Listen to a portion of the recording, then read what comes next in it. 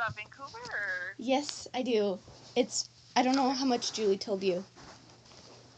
Well, she said that you were kind of getting different perspectives on Vancouver, so I don't know much more than that. So okay. maybe tell me what you need or what you're looking for. So I have some questions for you. So it's my project, and it's for 2 classes. It's for English and AP US History, and I have to make like a 20-page like paper and a 20-minute documentary that corresponds with it. And so it's kind of a big project. And so it sounds like a big undertaking. So I interviewed like a bunch of people while I was in Colorado, and so it's kind of like the team behind the team, I guess. So yeah, like that. That's definitely their motto. So yeah, well that's perfect. Yeah, Julie told me that. So so I'll just start. So what was like your job in Vancouver? Okay, so I was a volunteer. So I went there. I paid my own way and found a local family to stay with. I was at the USA House, so I'm not sure if you're familiar with different. Okay, so at the USA House, I was right when you walked in at the front desk. I was the accreditation staff the whole time that it was open. So we would greet people and make sure that they were allowed into the USA House, because a lot of people tried to get in that weren't really allowed. Mm-hmm. You know how you can, I don't know if you've ever gone to an Olympic Games, but you can usually go to each country's house, if you will. And the USA House is a little bit different. You couldn't just show your passport and say, oh, I'd like to come in, because we held it, the USA House was really for Olympic medal parties and different events and marketing, and kind of just a place for people to come and get away from everything while they could still watch the games, and more like a hospitality location. So was this? But I was. Sorry. No, go ahead. What were you gonna ask? Or were you gonna add something? Well, I was just gonna say that my primary job was there, but I did a couple other things. There was a store. There was a like a cell phone, charging place that was sponsored by AT&T, I think, at the time. So there were different places that I could have volunteered at, but once you kind of get a feel for where you are good at, or like your coordinator will tell you, oh, you're doing a really great job here, we'd like you to stay here. So that's kind of how I ended up there the whole time. So was this your first Olympics that you volunteered at? I think it was, because I have since done the other two in different capacities. I volunteered in London at team processing, and then also for the Sochi Games at team processing, but it was held in Munich. So yes, that was my first time. So did you know Justin Rogers? Because he was like in team processing too. Where, in London or in Munich? In Vancouver. I didn't do team processing in Vancouver. Team processing typically happens a couple weeks before the game starts. So yeah, I didn't get there until maybe a couple days before that one. And because the USA House is open for the duration of the game, and team processing is always before, so they can get all of their gear and their opening ceremonies, uniforms, and all that. So I don't think I met him. Yeah, I was just wondering because I interviewed him like 2 days ago. Oh, nice. So like, what were your resources during the games? Resources. Like if an issue with one of the athletes came up where they needed something, like did you could you like connect with someone to help them? Typically, I interacted with the athletes kind of in a different capacity, because they wanted they really just wanted access to come into the house, and for their family to come as well. The USA House is definitely for a space that they can bring guests to. So I usually had like our volunteer coordinator, or really the director that ran the whole USA House, was always very accessible and would say yay or nay to somebody coming in. So I felt like I had great resources. Everyone was really responsive, and only a handful of times did we have to really, like, security would have to escort people away. But that was very rare, and usually at night because people were getting a little bit rowdier. So how many volunteers were needed in the USA House? Oh gosh, there was, let's see, I want to say there were at least 50 of us. We weren't always there every day, but there was a really good rotation of people. And I'm actually still really good friends with a couple of the girls that I met there. So it's kind of crazy the friendships you make over doing such a unique experience. So I want to say there were about 50, but there could have been more. There could have been less too. I want to say 50 is a good number. Okay. So I feel like it was less, but what was available to all the athletes at the USA House? okay, so the USA House there was always like a full food spread.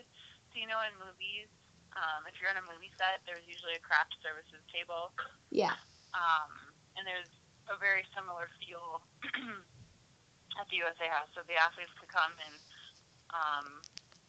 eat anything at any time. Well, as long as they were open. I mean, it wasn't 24 hours. But and then there was like I said, whoever the sponsor was for like cell phones. I think it was AT&T. So there was a place where you could go and Skype with people, or plug in your devices, or use a computer. So there was that. There was Coca-Cola products because they're all sponsored by Coke, so they could use that, or they could take anything they needed. The store, the apparel store, it wasn't free to athletes, but it was always available to them anytime because it was there. I'm trying to think of what else. I mean, it was just kind of like a lounge feel. There was always refreshments, and I'm trying to think who the other sponsors were at the time. I don't even remember. Like, not McDonald's, but I forget the food sponsor. Maybe it was McDonald's. No, that's usually at the Village. That wasn't at the USA House. Okay. So offhand, I don't remember. Maybe Julie would know that better, but she wasn't there much either. So since I guess you saw like some of the athletes in the USA House, but were they like stressed to the point where they just like wouldn't like talk much, or were they like pretty relaxed there? We were a lot of them came after their competition, so it was total relax. Like, they were very chill. 9 times out of 10 their competition was over, or their event, and they would come there to, like I said, either have their medal ceremony if they earn a medal, or they would just bring their family and just kind of check the place out. I'm sure a lot of athletes don't come, but I mean, there's definitely a good percentage that do. Some of them came multiple days. They are allowed so many passes, I believe, but the athletes are always allowed. So they could have come on their own. They could come anytime, but I didn't feel like any of them were stressed. They were all very nice. So yeah, that's about it. Okay. How long, or the days that you were in the USA House, how long were the days? Like, what time would you get up to what time would you be done? So I did the day shift. So there's two different, you can either do the morning or the night shift, really, when you're at the USA House. So I always had the morning shift most of the time. So it's a typical 8-hour shift. You get a lunch, and it's very much like a work day. But sometimes if people couldn't make it in, or if somebody had the day off and they asked you to cover, you might stay longer. But I don't think I was ever there, so many hours that it was exhausting or anything like that, Mm-hmm. How long did it take you guys to set up the USA House? The USA House is set up while team processing is actually going on, so it's before, and I believe they start about 3 weeks out. It definitely takes a while, especially like the one in London. They had to essentially like rebuild the entire structure of where they were putting it. But in Vancouver, it was just kind of an old, or not an old building. It was a building that was supposed to be set up for apartments and was never used. So it was just kind of an empty building, and we came in and, set up there were 3 different levels, I believe. So they put in, just kind of fake walls, and there were conference rooms if they were needed, or event rooms. And then the whole main floor, had tables. It was kind of set up like a cafe in one side. And then they also had like a more private area if someone had a metal party that they didn't want everybody there. So, but this art in Vancouver was really cool. Actually, I thought the Vancouver one was cooler than the London one. Just because it had a little bit more character. The London one was really kind of uber fancy. And the Vancouver one was more like laid back. I don't know, just it was more laid back, but it had a different feel to it as well. Like, the Winter Olympics are different than the summer, of course, so you get a different crowd and not as many people. It wasn't quite as big. It was a really cool setup.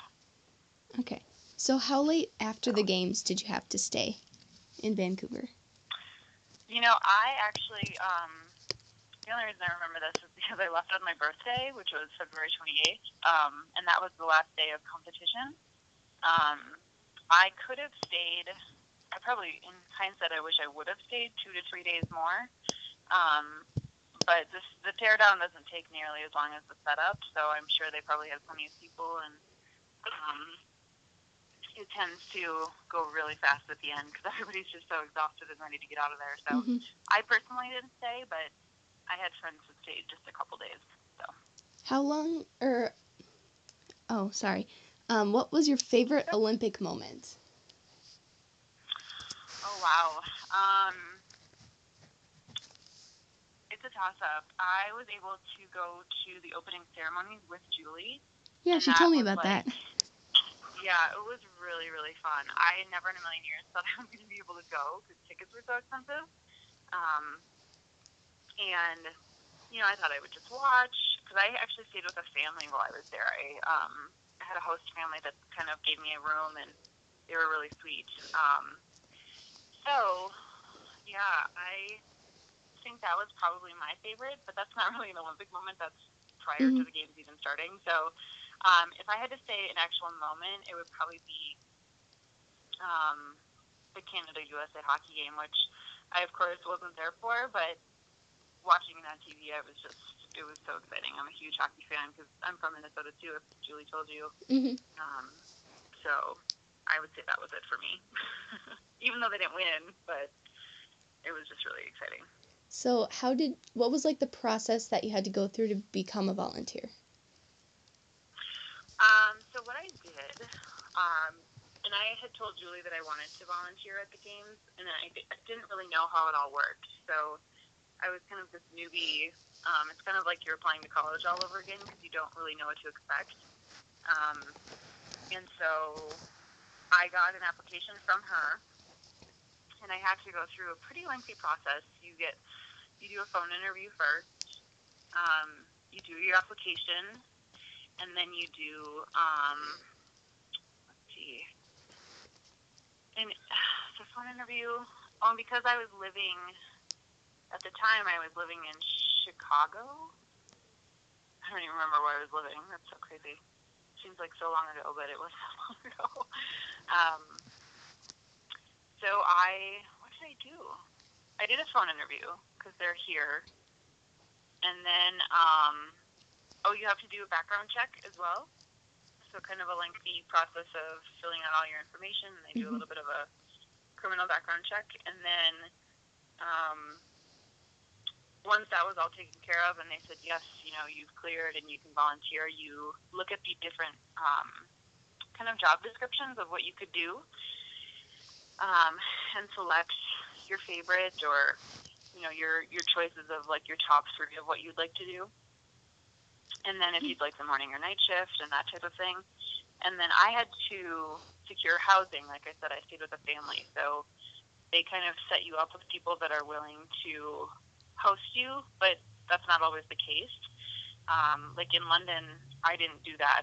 I knew people that lived there because I had gone to a year of college there, so I just stayed with a friend.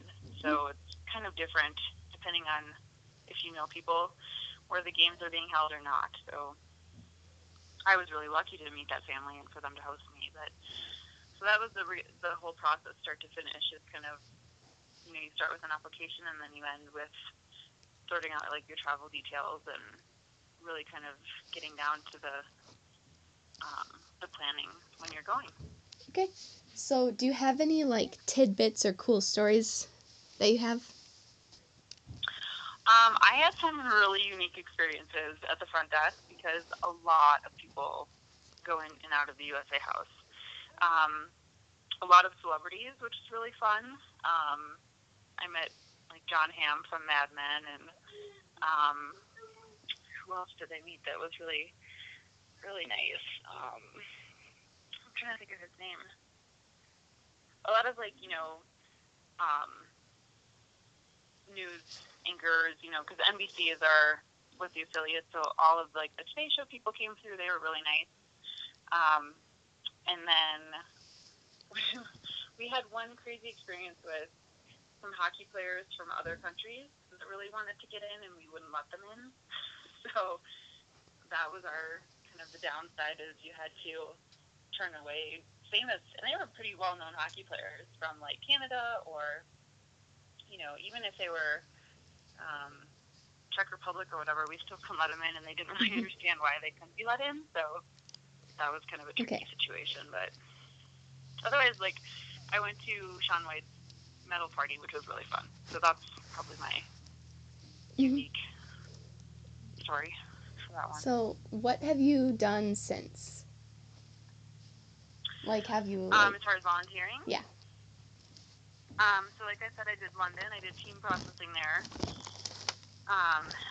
which was a very different experience. I don't know if you know team processing versus USA House. The team processing is getting all the athletes all their gear and all this stuff, like, because they're athletes, they get a lot of Nike equipment and uniforms and all that stuff. So I worked with Ralph Lauren in London to do all the opening and closing ceremonies uniforms, which was really fun. And then this last game's it was in Sochi, but team processing was in Munich. So I did that as well, and I'm looking forward to. I'm actually going to the Pan Am Games. Did she tell you about those coming up? Yes, she did. Okay, so I've never done a Pan Am Games before, but it's in Toronto coming up in July. So I'm going to do that again, or do that for the first time, but it'll be probably a little bit different. And then of course, looking to Rio, I hope to go there as well. So cool. I've only done a couple since then, but I'm still looking forward to going to others. If that helps. Yeah. So that's actually all I have for you. Okay. Question-wise. Awesome.